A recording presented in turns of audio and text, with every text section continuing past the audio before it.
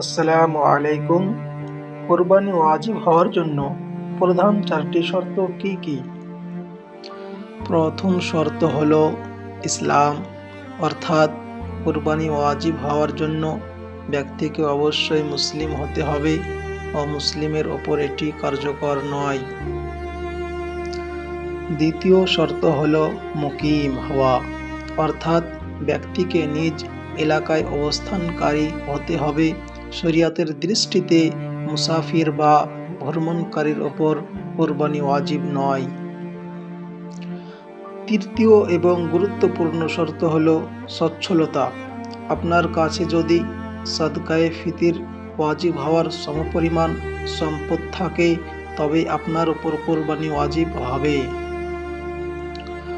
চতুর্থ শর্ত হল আজাদ বা স্বাধীন হওয়া। দাস বা পরাধীন ব্যক্তির ওপর কোরবানি ওয়াজিব নয়, কারণ এটি একটি আর্থিক ইবাদত। এই শর্তগুলো পূরণ হলে কোরবানি করা আপনার ওপর ওয়াজিব। ভিডিওটি ভালো লাগলে শেয়ার করে অন্যদের জানার সুযোগ করে দিন।